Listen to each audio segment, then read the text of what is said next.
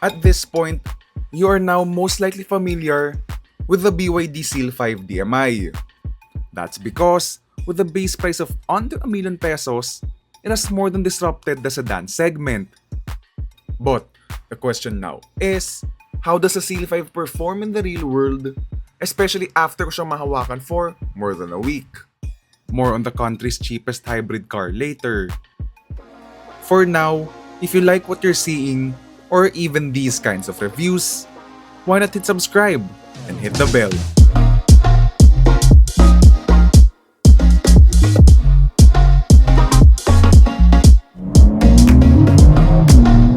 Woohoo! What a car! What a car this thing!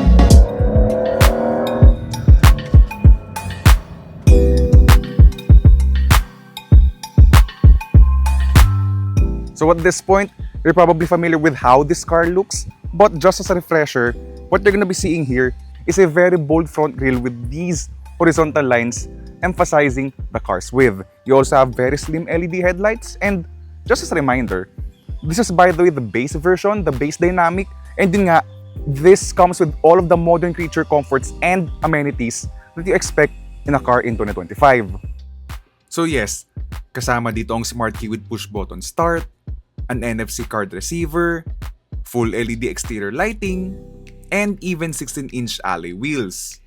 Though admittedly, they do look a bit small for this compact sedan. And yes, tama ang narinig nyo because though kapresyo nito ang Honda City at Toyota Vios, the Seal 5 is actually incrementally longer than even the Civic and Corolla Altis. Thanks to the car being longer than most of its cars in its class, this has a very elegant side profile. It's not sporty, but it looks well proportioned. The wheelbase is pretty long, and you're gonna see here clean lines, a silver trim for the windows. And then as we move towards the rear end of this car, so totoo lang, this is for me one of my most favorite design cues because of its full with LED taillights, which looks really distinct, especially when they're turned off kasi you have this clear lens giving this car a sleek yet sporty look. You also have very nice rear bumpers here, and yeah, overall in terms of the way the car looks, just aged pretty well. Yeah, admittedly it's only been 7 months, at least as of today's filming, and base naman sa nakita natin on the road, there's a lot of these cars na. Kasi there's no doubt that this car offers a lot of value, offers a lot of style, especially for its price. Now, with that in mind, let us hop inside na ngayon the BYD Seal 5 DMI to see what else this car has to offer.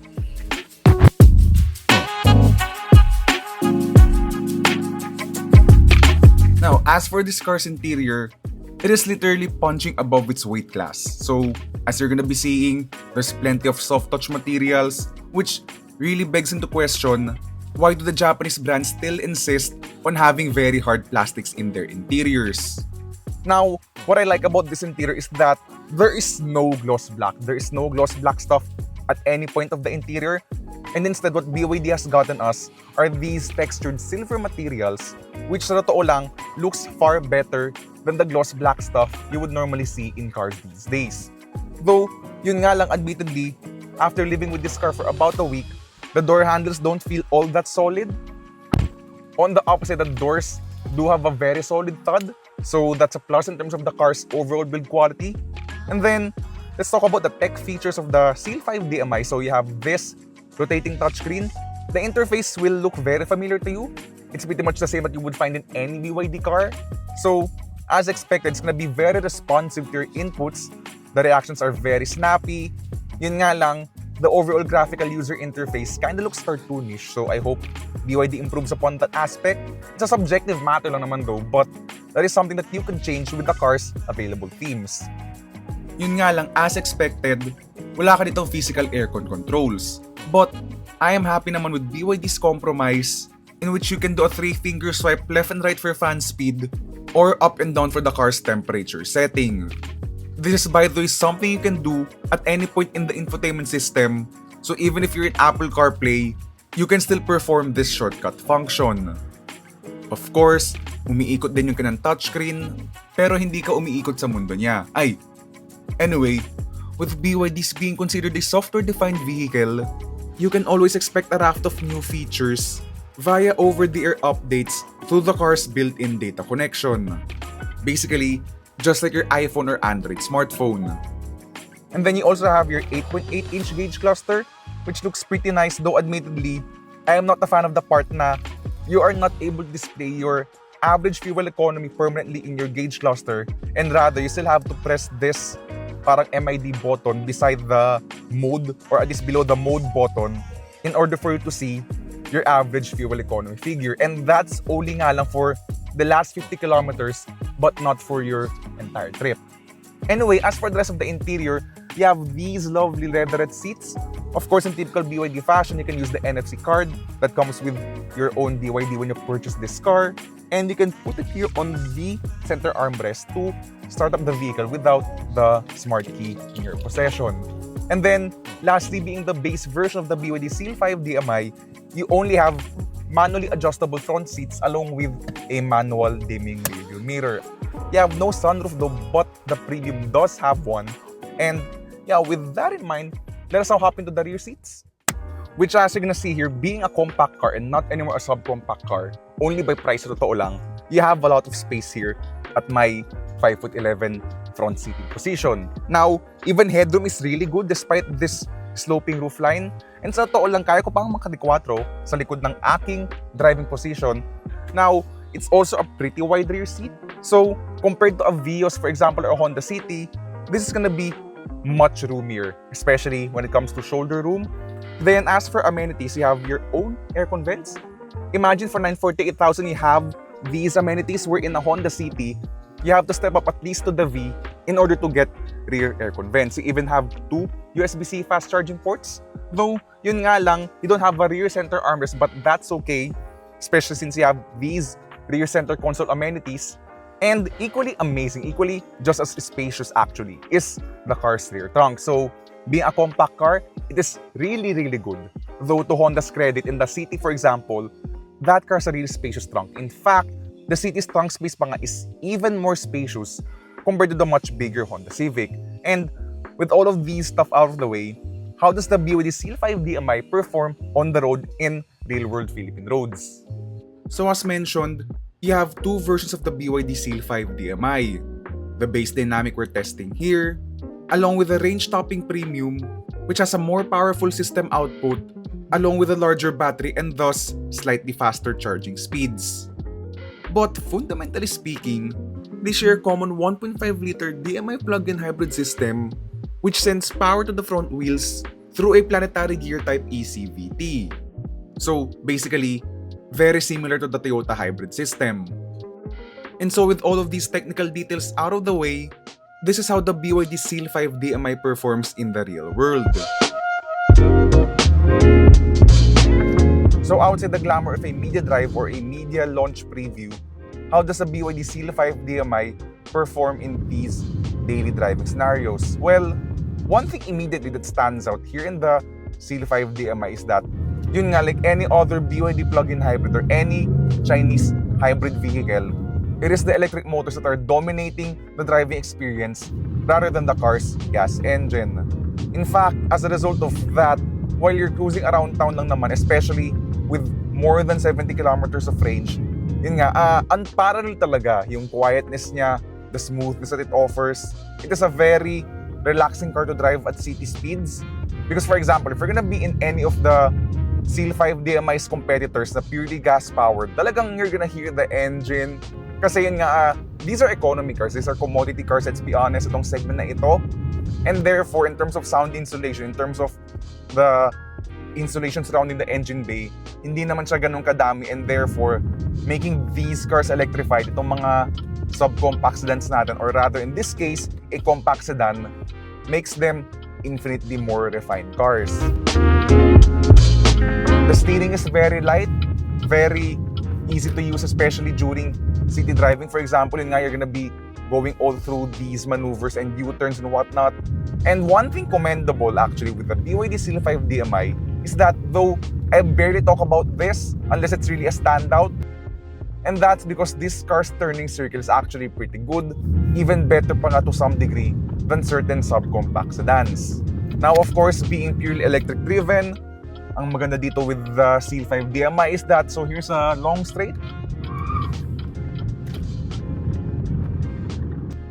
Yeah, yun nga lang, probably what you're gonna be noticing with this car is that like a lot of BYD sa totoo lang, the tires on this thing aren't the best in terms of outright grip, and so therefore there's gonna be a bit of squealing from the tires. And I know some people, I would watch their YouTube videos and think na, oh, the car's powerful because the tires are squealing. Guys, if the tires are squealing, it means either two things. One, the tires aren't up for the job sa totoo lang, or the vehicle doesn't really do a good job of putting all of that power to the ground and managing all that power to smoothen out the power delivery.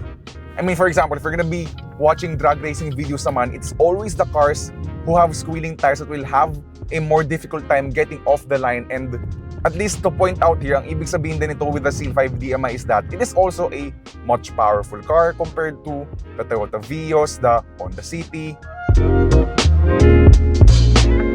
So at least credit to BYD on that part. And really sa totoo lang, the Seal 5 DMI is significantly more powerful compared to its purely gas-powered counterparts like the City and the Toyota Vios. And it's really gonna be those two cars that they're gonna be comparing this car with, because price-wise, that is really where BYD is targeting this car. It's really in the heart of the subcompact car segment. Now, as for the other aspects of the Seal 5 DMI, well, again, it's a comfort-oriented car. The steering is very light. As I've been daily driving this car, sa totoo lang, it is really a car na, in terms of outright feedback, there is really none. But how does the Seal 5 DMI perform in these twisted roads? So, yun nga, we're gonna be going through a bit of corners here. Actually, in terms of steering response, it is pretty good. It really feels a bit disconnected lang talaga because there's really no feedback whatsoever. There is precision, but you really can't tell what's happening to the front wheels, and especially on center, it feels really vague. Body control, surprisingly, though typical BYD, this is pretty much a very soft car, but there is, I think, a better degree of body control here in the Seal 5 DMI compared to other BYD, especially mga crossover SUV. So it's kind of expected naman na being taller and a bit heavier, syempre the crossover SUVs of BYD will have less cohesive body control compared to a sedan like the Seal 5 DMI. But yun nga, as we're hustling this car to the corners, Honda City to a certain degree offers that higher degree of sportiness compared to the Seal 5 DMI. Especially, of course, when you compare it to a Mazda 2, that is really the benchmark in this price point if you want a truly sporty car that's under 1.2 million pesos kung sabihin natin, because, well, the Mazda 2 is pretty much at or near that price point. But yeah, the Seal 5 DMI, it's more of a comfort-oriented cruiser. It is not a sports sedan by any means. Drive this car sensibly. Drive it like how a normal human being would in a city or even in provincial roads with this car, and you're gonna be enjoying the Seal 5 DMI, especially due to its comfort, its refinement. And by the way, I've chosen this car ngayon to run in hybrid mode while we're here in the Twisties, just to check how the engine would perform. And it's pretty much like your Toyota hybrid system na it also has a planetary gear ECVT, and so therefore, unlike in the 3-speed DHT or the direct hybrid transmission that some brands would choose, this offers the engine much more flexibility. So meaning it can operate at a wider rev range without being locked into just 3 gears. Again, being a Chinese hybrid system, it is predominantly electric, but when the engine does choose to kick in and power the vehicle, it is not a linear driving experience. So the engine would sometimes flare up its revs. Yeah, so I'm sure you've heard the engine kick into life and flare up its revs. But yun nga, to be fair, unlike in a Toyota hybrid system, since this car is predominantly electric driven nga, it took a while before the engine kicked in. Whereas in a Toyota or a Honda hybrid system, konting apak mo lang sa throttle pedal will be enough to bring the engine back to life. Lastly, let's talk about the brakes because you have to remember that in electrified vehicles like the BYD Seal 5 DMI, you have to blend regen braking, the regenerative braking, along with the car's friction brakes. And to BYD's credit, though they've done a good job with blending friction and regen braking, there's quite a gap in terms of the brake feels, yung before talaga kumagat yung brakes mo when you step into the brake pedal. But yeah, there's that observation with the Seal 5 DMI. It's not a deal breaker naman in any sense or form, but it's more of just an observation with the car's brake pedal. So now we're out here on the highway with the Seal 5 DMI. How will this car perform? Yeah, so being predominantly electric driven, itong coaching ito, there's a lot of instant response with the electric motors. So in typical BYD fashion, there's actually a buildup of power. So when you step on the throttle, meron siyang parang tapering. So that's BYD basically smoothing out the power delivery of its electric motor. So even in the city actually, while we were driving this car in the city kanina, the Seal 5 DMI is very smooth. And out here on the highway, that pretty much carries over, thus giving you a very relaxing driving experience. Now in terms of road and wind noise, this is a 948,000 peso car. So manage your expectations on that regard. Because sa totoo lang, ngayon you can hear the tire roar. But compared to the competition, like for example, the Honda City or the Toyota Vios, this car's I think on par with the Toyota Vios, but much quieter compared to the Honda City because sa totoo lang, yung mga cars ni Honda tend to have more pronounced road noise compared to most of its competition. And so yeah, this Seal 5 DMI is pretty much class average in terms of road and wind noise suppression. I think wind noise na is better dealt with because there's not a lot of wind noise entering through the windshield or even the side windows. Pero yun nga lang, as I've been driving this car for about a week, ang na-observe ko lang with the Seal 5 DMI out here on the highway is that though the car feels stable, pero ang na-observe ko lang talaga is the steering on this car because ang sobrang dead nga ng pakiramdam niya on center. Minsan it is actually quite difficult to track this car on long straights, for example, because you always tend to do a lot of minor steering corrections while you're driving this car on a long straight highway because there's really not a lot of feedback on center ng kanyang steering wheel. But yeah, minor gripe I guess for most people na you're gonna be doing more steering corrections with this car on a long straight road compared to the Honda City or the Toyota Vios. But overall yun nga, this is a much more relaxing car to drive compared to its Japanese competition without a hybrid system. And speaking of the hybrid system, this is a good time na I think to talk about the car's fuel consumption. Since I forced this car to drive in hybrid mode and let the engine drive this car for most of the time, it's currently doing 4.3 liters per 100 kilometers. So yeah, that works out to 22 kilometers per liter, guys. You're doing 22 kilometers per liter with this car. And so that's a really good job on BYD's part for making their hybrid systems very efficient. Surprisingly enough, even more efficient pa nga than the Toyota Corolla Altis hybrid. Usually kasi with plug-in hybrids, they tend to be a bit compromised in terms of their fuel consumption because you have this large MPO, which is of course your battery. That is of course a lot bigger than in normal hybrid. But here in the Seal 5 DMI, it is a really very fuel-efficient hybrid system. And it's no wonder nga na this car can easily do more than 1,200 kilometers in a full tank of gas and with the battery fully charged. So, yeah, impressive stuff in BYD's part in terms of the efficiency and the effectiveness of their plug-in hybrid system. Now, lastly, one of the other reasons why they were able to achieve this price is because the Seal 5 DMI doesn't come with any form of advanced driver assistance systems, even in the range-topping premium. On the upside, at least you have your plethora of airbags pa rin. So at least in the passive safety features, you're still pretty much fully loaded with this car. And so that is basically the gist with the BYD Seal 5 DMI. It's a very relaxing long-distance cruiser and even a city crawler at that, with its electric dominant hybrid system. And not to mention na at 948,000 pesos, it really puts into question talaga what the Japanese brands are doing at this price point and what they are not offering in terms of electrification, in terms of sophistication with their cars. Though again, not the sportiest car by any means, but as a commuter car, as a car that you just take from A to B, this Seal 5 DMI is exceptionally a really good car. And it's one now, because of its more than 70 km of electric range, will let you explore your limits and how you're gonna be able to fit electrification into your life before you're finally ready to make that splurge for a full electric vehicle.